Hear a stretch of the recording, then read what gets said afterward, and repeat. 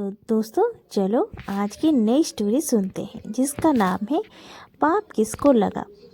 काशी में प्रताप मुकुट नाम का एक राज्य करता था। उसके वज्र मुकुट नाम का एक बेटा था।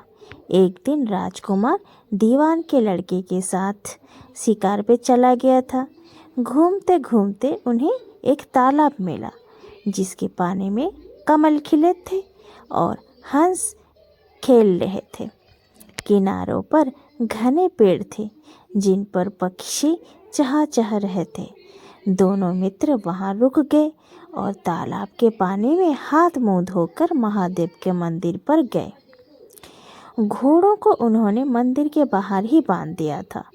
वे मंदिर में दर्शन करके बाहर आ रहे थे कि उनको तालाब के किनारे कुछ दिखा।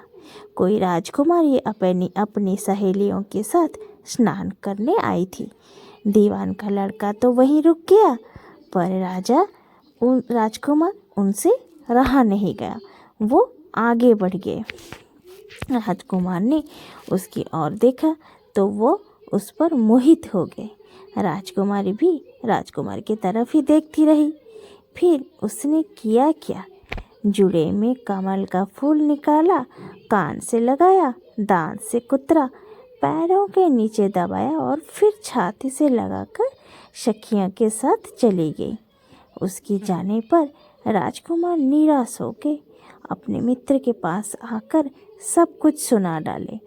बोले, मैं इस राजकुमारी के बिना नहीं रह सकता, पर मुझे ना इसका नाम मालूम है ना तो कोई ठिकाना, वो कैसे मिलेगी। दीवान के लड़के ने कहा, राजकुमार आप इतना घबराए नहीं, वो सब कुछ बता गई है। राजकुमार ने पूछा, कैसे? वो बोला, उसने कमल का फूल सिर से उतार कर कानों से लगाया तो उसका बताने का मतलब यही है कि वो कर्नाटक की रहने वाली है। दांत से कुतरा तो इसका मतलब है कि वो दंतावट राजा की बेटी है। पाँव से दबाने का अर्थ था कि उसका नाम पद्मावती है। और छाती से लगाकर उसने बताया कि आप उसके दिल में बस गए हो। इतना सुनने का था कि राजकुमार खुशी से फूल उठा। बोला, अब मुझे कर्नाटक देश में ले चलो। दोनों मित्र वहाँ से चल दिए। घूमते फिरते सैर करते दोनों कई दिनों बाद जाकर पहुँचे। राजा के महल के पास गए तो एक बुढ़िया अपने द्वार पर बैठी चरखा काटती मिली। उसके पास जाकर दोनों घोड़े से उतरकर उसे बोल पड़े, माई, हम सौदागर है, हमारा सामान पीछे आ रहा है, हमें रहने को थोड़ा जगह दे दो। उनकी शकल सूरत देखकर और बात सुनकर बुढ़िया के मन में ममता जाग पड़ी। वो बोल पड़ी, बेटा, तुम्हारा घर ही है ये, जब तक जी में आए रहो। दोनों वहीं ठहर गए। दीवान के बेटे ने उससे पूछा, माई, तुम क्या करती हो? तुम्हारे घर में कौन कौन है? तुम्हारे गुजारे कैसे होता है? बुढ़िया ने जवाब दिया, बेटा, मेरा एक बेटा है जो राजा की चाकरी में है। मैं राजा की बेटी पद्मावती के धाई हूँ भी। बूढ़ी हो जाने से घर में रहती हूँ। राजा खाने पीने को दे देता है। दिन में एक बार राजकुमारी को देखने महल में जाती हूँ। राजकुमार ने बुढ़िया को कुछ धन दिया और कहा, माई, कल तुम वहाँ जाओ तो राजकुमारी से कह देना कि जेठ सुदी पंचमी को तुम्हें तालाब पर जो राजकुमार मिला था वो आ गया है। अगले दिन जब बुढ़िया राजमहल में गई तो उसने राजकुमार का संदेश उसे दे दिया। सुनते ही राजकुमार गुस्सा होकर हाथों में चंदन लगाकर उसके गाल पर एक तमाचा मारा और कहा, मेरे घर से निकल जा। बुढ़िया ने घर आकर सब हाल राजकुमार को सुना दिया। राजकुमार हक्का बक्का हो रह गया। तब उसके मित्र ने कहा, राजकुमार, अब घबराए नहीं, उसकी बात को समझे। उसने 10 उंगलियां सफ़ेद चंदन में डुबाकर गाल पर मारी। इससे उसका मतलब यह है कि अभी 10 रोज चांदनी के हैं। उनके बीतने पर ही अंधेरा रात में मिलूंगी। 10 दिन के बाद बुढ़िया ने फिर राजकुमारी को खबर दी तो इस बार उन्होंने केसर के रंग में 3 उंगलियां डुबाकर उसके मुंह पर मारी और कहा, भाग यहाँ से।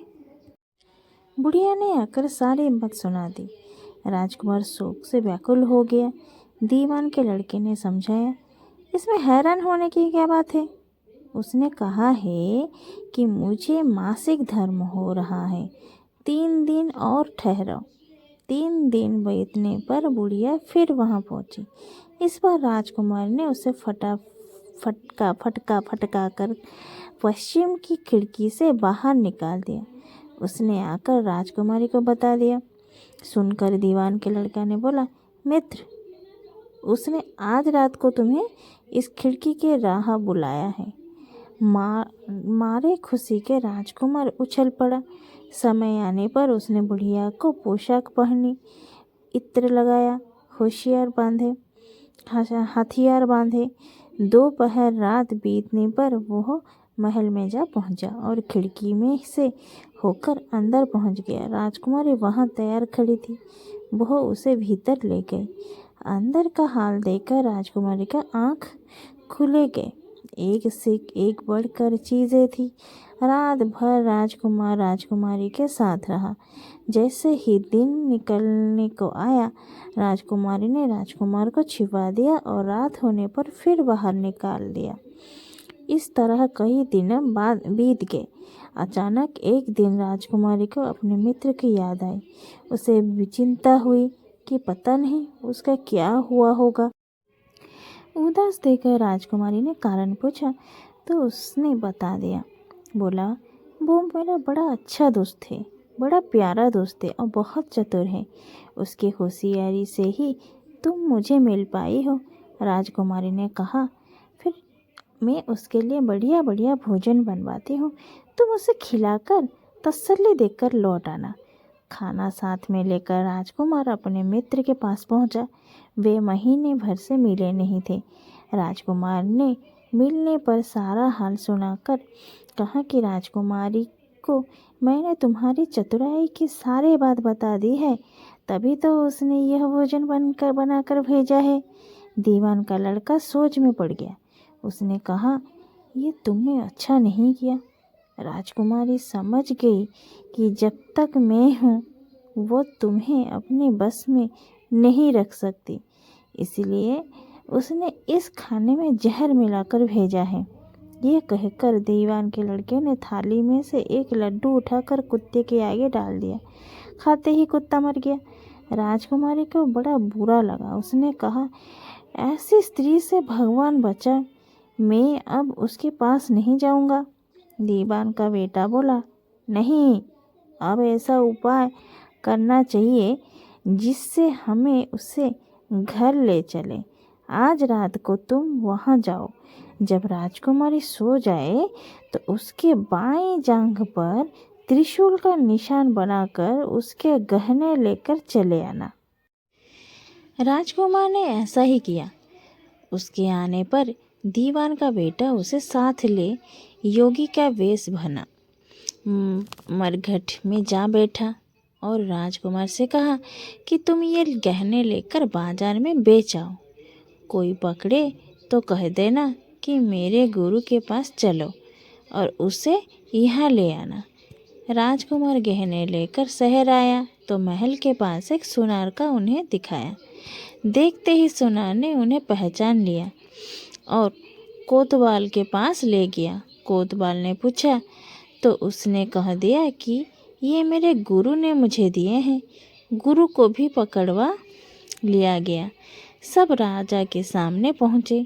राजा ने पूछा, योगी महाराज, ये गहने आपको कहाँ से मिले? योगी बने दीवान के बेटे ने कहा, महाराज, मैं मसान में काली चौदस की डाकिनी मंत्र सिद्ध कर रहा था कि डाकिनी आई।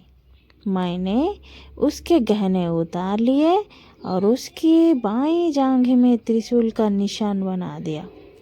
इतना सुनकर राजा महल में गया और उसने रानी से कहा कि पद्मावती की बाईं जांघ पर देखी कि त्रिशूल का निशान तो नहीं है। रानी ने देखा तो सही में निशान था। राजा को बड़ा दुख हुआ। बाहर आकर वह योगी को और ले जाकर बोला, महाराज, धर्मशास्त्र में खोटी स्त्रियों के लिए क्या दंड है? योगी ने जवाब दिया, राजन, ब्राह्मण, गौ, स्त्री, लड़का और अपने आश्रय में रहने वाले से कोई खोटा काम हो जाए तो उसे देश से निकाल दे देना चाहिए। ये सुनकर राजा ने पद्मावती को डोली में बिठाकर जंगल में छुड़वा दिया। राजकुमार और दीवान का बेटा तो ताक में बैठे ही थे। राजकुमारी को अकेले पाकर साथ ले अपने नगर में लौट आए और आनंद से रहने लगे। इतनी बात सुनकर बेताल बोला, राजन, ये बताओ कि पाप किसको लगा है? विक्रम ने कहा, पाप तो राजा को लगा। दीवान के बेटे ने अपने स्वामी का काम किया, कोतवाल ने राजा का कहना माना और राजकुमार ने अपने मनोरथ सिद्ध किया। राजा ने पाप किया जो बिना विचारे उससे देश से निकाल दे दिया। राजा का इतना कहना था कि बेताल फिर उसी पेड़ पर जा लटका। राजा वापस गया और बेताल को लेकर चल दिया। बेताल बोला, विक्रम, तुम बड़े हठी मालूम होते हो, लेकिन कोई बात नहीं, देखता हूँ कितने हठी और कितने धैर्यवान हो।